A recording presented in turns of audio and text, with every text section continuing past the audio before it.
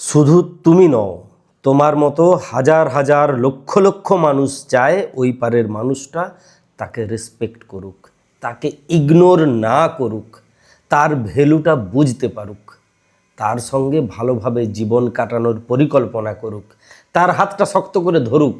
এই রকম অসংখ্য মনোবাসনা প্রত্যেকটা মানুষের মনের ভেতরে আছে, কিন্তু হয় না তেমনটা। কেন হয় না? কারণ তোমার মতো মানুষ, আমার মতো মানুষ যারা আমরা আবেগপ্রবণ, তারা নিজেদের আবেগটাকে নিয়ন্ত্রণ করতে পারি না। তারা মাত্রাতিরিক্ত ভয় পায়, ভয়ে কুঁকড়ে যায়। যে ভুলগুলো করলে ওই পারের মানুষটা লাথি মারবে, ঝাঁটা মারবে, সেই ভুলগুলো কন্টিনিউ করে যায়। তার জন্য কপালে লাথি, ঝাঁটা, জুতো, অপমান, ইগনোর এগুলো জোটে প্রতিদিন। এখন আমার কাছে এত কল আসে, মানে এত কল বুক হয়, তুমি দেখেছো লম্বা ভিডিও করতেই পাচ্ছি না, সময়েই পাচ্ছি না, এত কল বুক হয়। কিন্তু দেখলাম ইদানিং যে টপিকটা সবচাইতে আলোচ্য, যে টপিক নিয়ে সবচাইতে বেশি কল আমি পাচ্ছি, সেটা এটা, দাদা কি করলে সে রেসপেক্ট করবে, তার ইগনোর করার প্রবণতা কমে যাবে। আমি দেখেছি অনেকেই ভিডিও করে, তুমি তাকে ইগনোর করতে শুরু করো। আরে যে আমাকে অলরেডি ইগনোর করছে তাকে কিভাবে ইগনোর করব এটা তো জানতে হবে। মুখের উপরে বলে দিলাম ও ইগনোর করছে, তুমিও ইগনোর করো, কিন্তু কিভাবে ইগনোর করবে? দেখো, এই ভিডিওটা খুব লম্বা হবে না, আমার হাতে সময় নেই, কিছুক্ষণ পরে আরও কল বুক আছে। এই কম সময়ের ভেতরে আমি যতটুকু বোঝাতে পারি বোঝানোর চেষ্টা করছি। সে তোমাকে আর ইগনোর করতে পারবে না। যদি দেখো সে তোমাকে ইগনোর করছে, ভালোবাসে না, ব্যাপারটা বোঝো, ইগনোর করছে, ভালোবাসে না, তাহলে এখান থেকে সরে যাও, নতুবা মরে যাবে, কষ্ট পেয়ে কেঁদে মরে যাবে। যে ভালোবাসে না সে আজীবন ইগনোর করবে, ইগনোর করেই যাবে। তুমি হাজার চেষ্টা করে যাও, তাবিজ কবজ, এই তান্ত্রিক সেই, মানে যা খুশি করতে পারো, তোমার যেটা খুশি করতে পারো, হাজার রকমের চেষ্টা করে দেখতে পারো। যে তোমাকে কোনোদিন ভালোবাসেনি, সে যদি ইগনোর করছে, সে আজীবন এটা কন্টিনিউ করবে, কারণ তুমি তার কোনো দিনেই প্রিয়জন ছিলে না, সে ইগনোর করবে, এটাই স্বাভাবিক। কিন্তু সে আগে ভালোবাসতো, বর্তমানে ইগনোর করছে, কিংবা বর্তমানে তার ভালোবাসাটা কমে যাচ্ছে, তোমাদের রিলেশনের ভেতরে তৃতীয় ব্যক্তির প্রবেশ ঘটছে, তখন তুমি কি করবে? তখন তুমি তার ইগনোর করাটাকে যেভাবে বলছে সেইভাবে ইগনোর করবে। তুমি দেখতে পাচ্ছ না, বুঝতে পারছো না, জানতে পারছো না সে তোমাকে ইগনোর করছে। 10 দিন 10 দিন 10 দিন 30 দিনের একটা সেটআপ মানসিকভাবে বানিয়ে নাও, যদি খাতা কলম নিতে না চাও। প্রথম 10টা দিন তুমি তার সঙ্গে কথা বলার ইচ্ছেটা বাড়াবে, তাকে লম্বা মেসেজ করবে, তাকে একটু কল বেশি করবে, একটু বেশি প্যাম্পার করবে, তার নাম যশ গুণগান একটু বেশি করে করবে। মোটের উপরে আমার ভাইরাল ভিডিওগুলোতে যেগুলো করতে বারণ করেছি, বারবার যেগুলো করতে বারণ করে, সেইগুলো এই প্রথম 10টা দিনে একটু বেশি করবে। তার নাম করা, তার হাত ধরা, তার কাছাকাছি থাকার চেষ্টা করা। আমি তাকে বিরক্ত করতে বলছি না যে এমন পর্যায়ে বিরক্ত করে দিলে সে ব্লক করে দিল, তেমনটা নয়, কিন্তু একটু মাত্রাতিরিক্ত পর্যায়ে গিয়ে তাকে প্যাম্পার করা, যতটা সে নিতে পারবে। তাকে একটু বেলুনের মতো ফোলানো, যাতে সে তোমার এই আচরণটাতে একটু বিরক্ত হয়। হ্যাঁ, সে বিরক্ত হবে, সে তোমার এই আচরণটাকে স্বাভাবিকভাবে নিতে পারবে না। তার জন্য আমার হাতে আরও 20টা দিন আছে। প্রথম 10টা দিনের পরেই কোনো কারণ ছাড়া, কোনো কারণ ছাড়া, কোনো কিচ্ছু কারণ ছাড়া আমি পুরোপুরিভাবে না ফোন, না মেসেজ, না কোনো রকম যোগাযোগ, একদম টোটাল বন্ধ করে দেব। আর সেই মানুষটি যদি আমার রুম পার্টনার, বেড পার্টনার, আমার স্বামী, আমার স্ত্রী, মানে আমরা একটা ঘরেই থাকি, সেই রকম হয়, তাহলে আমি ফোন বন্ধ, মেসেজ বন্ধ, এইসবে তো যাব না। তার সঙ্গে কথা বলাটাকে টোটালি বন্ধ করব। মানে শুধু প্রয়োজনে কথা বলবো। জলের চেয়েছে, জলের গ্লাসটা হাতে ধরিয়ে দেবো, খাবার টাইমে খাবার দেব, বা যদি আমি ছেলে হয়ে থাকি তাহলে যে যে কাজগুলো পারিবারিক কাজ, শুধুমাত্র সেই বিষয়ে কথা বলবো, বাদবাকি সমস্ত জায়গাতে আমি আমার মুখে সেলোটেপ লাগিয়ে নেব। কত দিনের জন্য?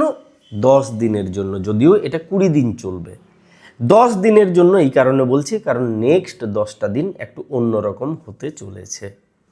তাহলে প্রথম 10টা দিন আমি তাকে প্যাম্পার করলাম, আমি তার সঙ্গে বেশি মেলামেশা করার চেষ্টা করলাম, যেগুলো বললাম, এবং পরের 10টা দিনে এসে আমি নিজেকে পুরোপুরি স্টপ করে দিলাম, পুরোপুরি কেটে দিলাম, তার সঙ্গে কথা বলাটাকে একেবারে জিরোতে নিয়ে এলাম, কিংবা পারলে মাইনাসে নিয়ে যাব। হঠাৎ করে আমার এই পরিবর্তনটা দেখে সে কিন্তু একটু ঘাবড়ে যাবে। সে কদিন আগে আমাকে একরকম দেখেছে, যেটাতে সে বিরক্ত হয়েছে, বর্তমানে সে আমাকে দেখছে একদম অন্যরকম, কারণ খুঁজে পাচ্ছে না। তার যেমন ব্যবহার ছিল, মানে যেমনভাবে জুতো, ঝাঁটা, লাঠি, অপমান চালাচ্ছিল, সেটা তো কন্টিনিউ ছিল, কিংবা কমে গিয়েছিল অথবা বেড়ে গিয়েছিল, যেটাই হোক না কেন পুরোটাই তো তার মনের মতো ছিল। আমি হঠাৎ করে কি এমন পেয়ে গেলাম যে তার সঙ্গে কথা বলা বন্ধ করে দিলাম, এটা কিন্তু সে খোঁজার চেষ্টা করবে, বোঝার চেষ্টা করবে, নিজের মনের ভেতরে, নিজের ব্রেনের ভেতরে একটা ক্যালকুলেশন করবে। এটা সাইকোলজি। আমাদের মনের ভেতরে এই খেলাটা চলে। হঠাৎ করে কুকুরটা বাড়ির ধারে আর আসছে না কেন? রোজ আসতো, 2টো বেজে গেছে, খাবার টাইম পেরিয়ে গেছে, আমরা যখন ভাতের থালা নিয়ে বাইরে যাই, সেই ভাতগুলো ছুঁড়ে ফেলে দিই, কুকুরটা এসে চেটে চেটে খায়, রোজ আসে, রোজ তাড়াই, তাও আসে, এসে বসে থাকে দরজার বাইরে। হঠাৎ করে যখন কুকুরটা আর আসে না, তখন হঠাৎ করে কুকুরটার কথা মনে হয় যে কদিন থেকে দেখছি আসছে না। এই যে ব্যাপারটা, এটা সাইকোলজি। হ্যাঁ, আমরা মাঝে মাঝে, তোমার কথা বলছি না, আমি আমার কথা বলছি, আমরা মাঝে মাঝে কুকুরের মতো হয়ে যাই, লেজ নাড়তে নাড়তে সেই মানুষগুলোর কাছে বারবার যাই যারা বারবার পদাঘাত করে। তো এই যে যাওয়াটা বন্ধ হয়ে গেল, তাকে ফোন করা, মেসেজ করাটা বন্ধ হয়ে গেল না, সে কিন্তু তার মনের ভেতরে এই সুতোর সঙ্গে সেই সুতো মেলানোর চেষ্টা করবে, গিঁট লাগানোর চেষ্টা করবে, যে কি এমন প্রবলেম হলো যে আর আসছে না কেন। এই যে খুঁজবে, যখন খুঁজবে তখন থেকে তোমার খোঁজ মনের ভেতরে শুরু হবে। এতদিন সে কিন্তু মনের ভেতরে, ব্রেনের ভেতরে, কোথাও ঘরের ভেতরে কোনো জায়গাতেই তোমাকে খোঁজ ছিল না, কোনো জায়গাতেই তোমার খোঁজ তার কাছে ছিল না।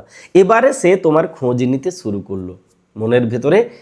মনের ভেতরে যে গলিপথগুলো আছে, অন্ধকার যে গলিপথ, আলো আঁধারি যে গলিপথ, জ্যোৎস্না যেখানে, সেই জায়গাতে সে আবার হাঁটতে শুরু করবে।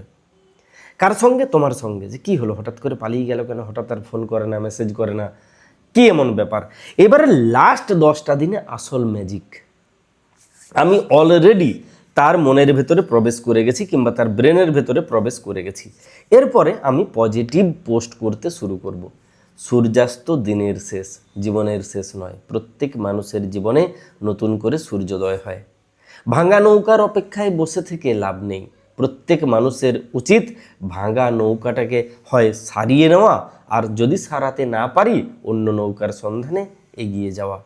এই যে পজিটিভ পোস্ট, আমার যে প্রজেক্ট, সেখানে অনেকগুলো পজিটিভ পোস্ট আছে। সেটা বাদ দিও, মানে প্রজেক্টের সঙ্গে আমি আরও কয়েকটা প্রজেক্ট অ্যাড করেছি, একটা এডিশন শুধুমাত্র পজিটিভ পোস্ট নিয়ে। তাই সেখানটা একটু চেক করবে, সেখানে দেখবে অনেক পজিটিভ পোস্ট আছে যেগুলো তোমাকে ভীষণভাবে এই জায়গাতে লাস্ট 10টা দিনে সহযোগিতা করবে।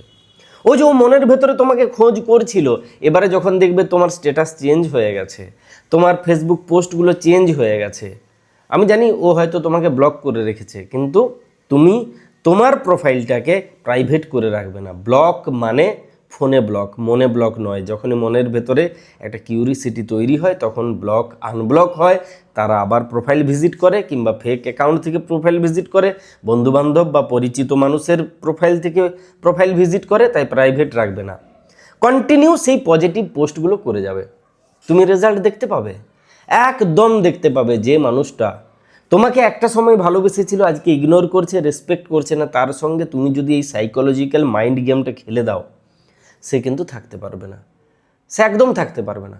কিন্তু এত কিছুর পরেও যে লক্ষ লক্ষ, এখন তো কোটি কোটি মানুষ আমার ভিডিও দেখে, ফেসবুকে কোটি কোটি মানুষ দেখে ভিডিও, তো কোটি কোটি মানুষের ক্ষেত্রেই কি এটা কার্যকর হবে? না, মোটেও না, হবে না।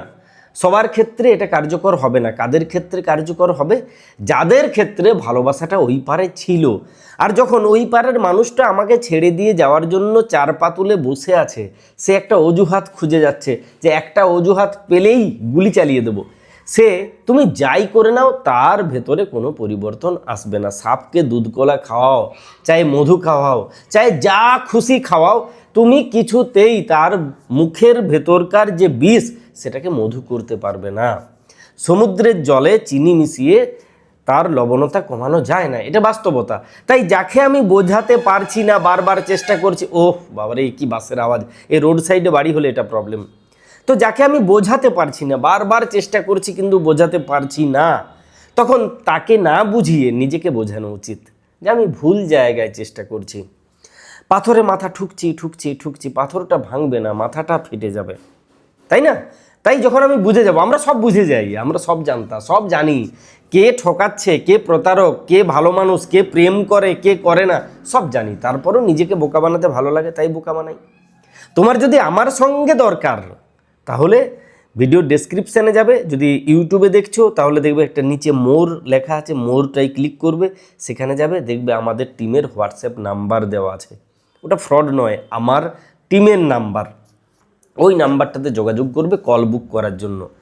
পেটের জন্য আমি ফ্রিতে কথা বলতে পারি না, আমাকে একটা সিস্টেম মেনে চলতে হয়, আমাকে আমার টিমের সিস্টেমটা মেনে চলতে হয়। হ্যাঁ, আমাকেও পয়সা দিয়েই পেট পালতে হয়, তাই ফ্রি নয়। যারা প্রজেক্ট নিতে চাইছো তারাও ওই নাম্বারটাতেই যোগাযোগ করবে, বাকি কোনো লিঙ্কে ক্লিক করবে না, যে যাই বলুক কোথাও যাবে না। ওই যে নাম্বার, ওই নাম্বারটাই আমাদের টিমের নাম্বার। আর যদি ফেসবুক থেকে দেখছো তাহলে মাথার উপরে দেখতে পাবে, লিঙ্ক পেয়ে যাবে, হোয়াটসঅ্যাপ যে লিঙ্ক সেটা দেখতে পাবে, হোয়াটসঅ্যাপ নাম্বারটা পেয়ে যাবে। বেস্ট অফ লাক, ভালো থাকো, ভালোবাসায় থাকো। চেষ্টা করব কন্টিনিউ ভিডিও দিয়ে যাওয়ার, কিন্তু ওই যে বললাম যে এত কল বুক থাকে, রেগুলার ভিডিও পোস্ট করতে পারছি না। কিন্তু ফেসবুকে আমি রেগুলার ভিডিও পোস্ট করি, 2-3টা করে, যেহেতু শর্টস, তার জন্য কন্টিনিউ করতে পারছি। ভালো থাকো, ভালোবাসায় থাকো, প্রত্যেকটি মানুষের সঙ্গে থাকো, নিজের হাতটা শক্ত করে ধরে রাখো, যাতে বেলার শেষে এই খেলাতে তুমি জয়ের গল্পটা লিখতে পারো।